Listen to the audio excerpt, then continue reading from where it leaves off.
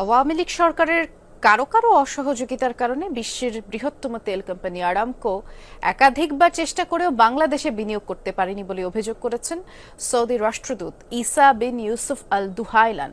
আর এই অভিযোগের সত্যতা স্বীকার করে পররাষ্ট্র উপদেষ্টা তার সমাধানের তাগিদ দিয়েছেন।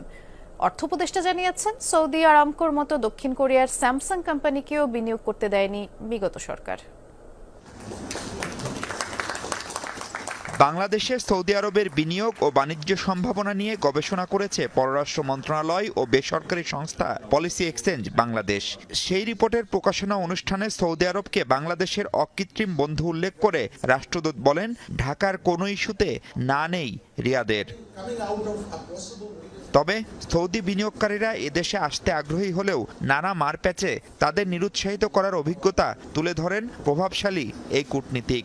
নিজ দেশের তেল কোম্পানি আরামকো একাধিকবার চেষ্টা করেও কেন এখানে বিনিয়োগে সফল হয়নি তাও জানান রাষ্ট্রদূত। আরামকো বিশ্বের সবচেয়ে বড় কোম্পানি। তারা ২-৩ বার চেষ্টা করেছে, কিন্তু এ ধরনের বড় বিনিয়োগ প্রকল্প প্রধানমন্ত্রীর কার্যালয় থেকে সুনির্দিষ্ট মন্ত্রণালয়ে গেলে আটকে যেত। আমরা বুঝি সবাই না, ব্যক্তি স্বার্থে কেউ কেউ এমন করেছে। Aramco, as my brother say, came between 2016 and 2019 3 times to Bangladesh with high profile delegations, but nobody received them.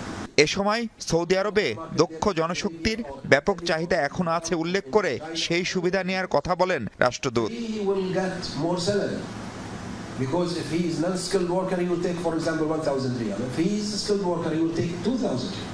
একজন অদক্ষ শ্রমিক যা বেতন পান, দক্ষ হলে তার আয় দ্বিগুণেরও বেশি হতে পারে। তাই দক্ষ মানুষ পাঠাতে পারলে বাংলাদেশের রেমিটেন্সও অনেক বেশি আসার কথা। For Bangladesh to focus on skilled worker. পররাষ্ট্র উপদেষ্টাও বিনিয়োগ পরিবেশ নিয়ে সৌদি রাষ্ট্রদূতের যে অভিজ্ঞতা তা স্বীকার করে নেন। বলেন, এ অবস্থার পরিবর্তনে কাজ করছে বর্তমান সরকার। Although we have been claiming for a long time that we have the most investor-friendly atmosphere, but then in practical ground, that has not been the truth all the time. বাস্তবতাটা স্বীকার করি, দীর্ঘদিন আমরা দাবি করেছি সবচেয়ে বিনিয়োগ বান্ধব পরিবেশ আছে, কিন্তু বাস্তবতা ভিন্ন। আমি আশ্বস্ত করতে চাই, এই অবস্থা পাল্টাতে কাজ করছি আমরা। এরপর সৌদি বিনিয়োগকারীরা আসলে ভিন্ন অভিজ্ঞতা হবে তাদের। And much better welcome than they have received in the past.